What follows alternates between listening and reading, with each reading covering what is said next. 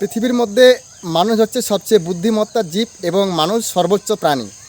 কিন্তু বন্ধুরা, একটা জিনিস কি আপনারা সবাই চিন্তা করে দেখেছেন যে সকল বন্য জীবজন্তুরা রয়েছে, যেমন আমাদের মানবজাতি বাদ দিয়ে বাকি যে সমস্ত প্রাণী জগতের মধ্যে প্রাণীকুলের মধ্যে প্রাণীরা রয়েছে, তাদের মধ্যে হতে পারে বাঘ ভাল্লুক থেকে শুরু করে বুনো মহিষ থেকে শুরু করে গন্ডার, হাতি, ঘোড়া, উট, জিরাফ, এরা এরা কী করে এই সমস্ত যে সমস্ত পশু পাখিরা আসে বা অন্যান্য জীবজন্তুরা রয়েছে মানবজাতি বাদ দিয়ে আমাদের এই পৃথিবীর মধ্যে, তাদের কিন্তু ইমিউনিটি পাওয়ারে বলুন বা তাদের যে ইচ্ছা শক্তিটা বলুন বা তাদের বুদ্ধিটা বলুন অনেক বেশি।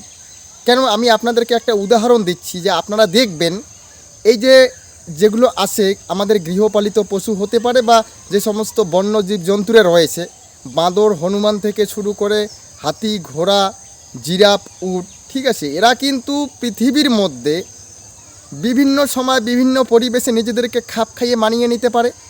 এরা মশা মাছি থেকে শুরু করে ঠান্ডা, গরম, বর্ষা সবগুলোই কিন্তু এদের সহনীয়তা রয়েছে। তাই কাজেই এরা এমন একটা প্রজাতির জিনিস যাদের মধ্যে এমন একটা পাওয়ার রয়েছে, যারা সব কিছু পরিবেশে সব সময় নিজেদেরকে মানিয়ে নিতে পারে এবং পরিবেশের সব কিছুকেই তারা নিজের কন্ট্রোলের মধ্যে রাখতে পারে বা আয়ত্তাধীন রাখতে পারে এবং তারা আয়ত্তাধীন করেও নেয়। তারা মশা মাছির উপদ্রব থেকে শুরু করে এই যে এত কুয়াশা যাচ্ছে, শীত যাচ্ছে, তারপরে বৃষ্টি হচ্ছে, ঝোড়ো হাওয়া বইছে, প্রখর রৌদ্রতাপ হচ্ছে, সেগুলোতেও কিন্তু তারা নিজেদেরকে সবসময় মানিয়ে নিয়ে চলে এবং এগুলোকে জয় করে তারা প্রকৃতির সাথে বেঁচে থাকে। তাহলে কি একটা জিনিস বুঝলেন আপনারা, যে এই যে আমাদের মানবজাতি এতটা উন্নত এবং মানবজাতি এতটা বুদ্ধিমত্তা যে গোটা পৃথিবীকে শাসন করে চলেছে এবং পৃথিবীর বাইরে অন্যান্য গ্রহগুলোতেও নিজেদের আধিপত্য বিস্তার করতে চলেছে, তাহলে এই মানবজাতির মানব হয়ে আমরা কেন তাহলে আজকে জীবনযুদ্ধে হেরে যাচ্ছি? আমরা কেন অসফলতা বলে চেঁচাচ্ছি সব সময়? আমরা কেন নিজেদেরকে সাফল্যের সর্বোচ্চ সীমানায় পৌঁছে দিতে পারছি না? আমরা কেন তাহলে সামান্য একটুতেই নিরাশ হয়ে পড়ছি? এদের থেকেও আমাদের অনেক কিছু শেখার রয়েছে। আমরা একটা জিনিস দেখব যে তারা যতটা শক্তিশালী, যতটা পাওয়ারফুল, আমরা কিন্তু তাদের তুলনায় অতটা পাওয়ারফুল এখনও পর্যন্ত হতে পারিনি। ওরা না করে কোনো কিছু শরীরচর্চা, ওরা না করে দাঁত ব্রাশ, ওরা না করে কোনো কিছু পড়াশোনা, তারপরে ওরা এতটা বুদ্ধিমত্তা, তাদের দাঁত এতটা মজবুত থাকে, শক্ত থাকে, চকচকে থাকে এবং ওদের বুদ্ধির কাছে আমরা সবসময় হার মেনে যাই। এবং এমনকি ওরা কিন্তু যে কোনো পরিবেশে যে কোনো সময় নিজেদেরকে হুট করে খাপ খাইয়ে মানিয়ে নিতে পারে, ওদের কোনো অসুবিধেই হয় না। সমস্ত ঋতুর মধ্যেই ওরা কিন্তু টিকে থাকে, আমরা কিন্তু সেটাতে পারি না, কেননা ওদের মধ্যে সেই পাওয়ারটা রয়েছে যে পাওয়ারটা আমাদের মধ্যে নেই। তাই ওদের থেকে আমাদেরকে শিখতে হবে, ওদের মতন পাওয়ারফুল হতে লাগবে। এক, দুই নম্বর যেটা বিষয় সেটা হলো আমরা যে অসফলতা বলি না, এটা আমাদের একটা রোগ হয়ে গিয়েছে আজকের দিনে।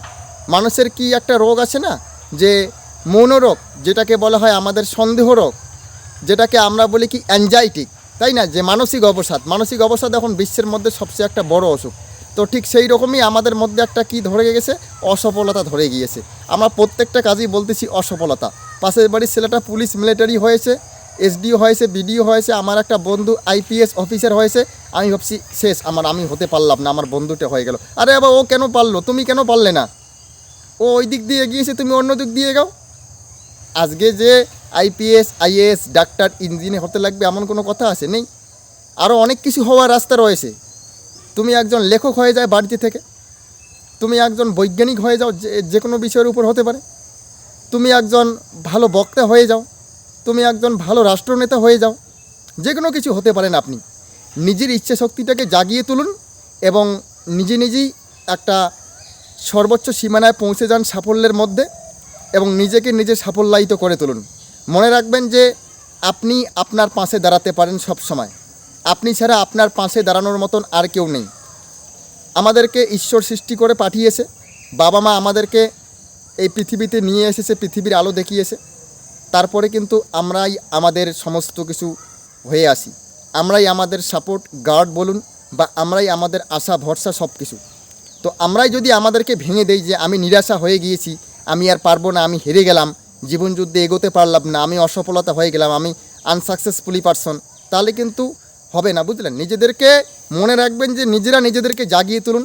আমাদের মধ্যে প্রত্যেকের মধ্যে একটা অ্যাটমিক পাওয়ার রয়েছে, নিজেদের অ্যাটমিক পাওয়ারটাকে জাগিয়ে তুলুন।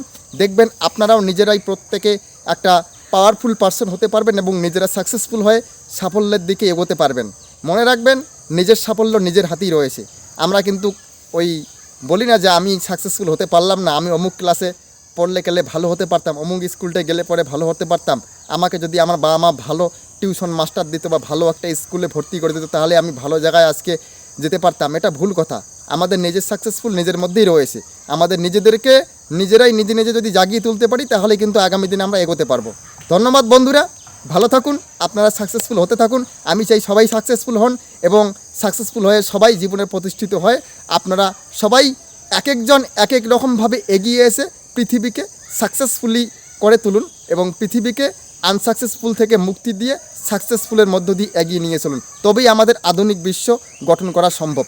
আমরাই আধুনিক বিশ্ব গঠন করতে পারি। তার আগে আমাদেরকে নিজেদেরকে নিজেরা আধুনিকায়ন করে তুলতে হবে। তারপরেই কিন্তু আমরা গোটা পৃথিবীকে বিশ্বকে আমরা কিন্তু জয় করতে পারবো এবং আমরা পৃথিবীকে আধুনিক পৃথিবী হিসেবে পরিগণিত করতে পারবো। ধন্যবাদ। আমি আপনাদের সঙ্গে বিক্রমাদিত্য বর্মন, সফলতার ইতিহাস চ্যানেলে। আপনাদের যদি আমার এই কথাগুলো ভালো লাগে তাহলে অবশ্যই একটা লাইক করে দিয়ে আপনাদের মূল্যবান মতামত কমেন্ট বক্সে লিখে দিয়ে চ্যানেলটাকে সাবস্ক্রাইব করার পাশাপাশি নোটিফিকেশন বেল আইকনটিতে প্রেস করে রাখবেন অল অপশনের মধ্যে, যাতে করে আমরা অন্যান্য সকল ভিডিওগুলো আপডেট দেওয়ার সাথে সাথে আপনাদের কাছে গিয়ে নোটিফিকেশনটা পৌঁছায়। ধন্যবাদ সকলকে আবারও রইল। আপনারা সাকসেসফুল হন এবং আপনারা এগিয়ে চলুন, ভালো থাকবেন। ধন্যবাদ।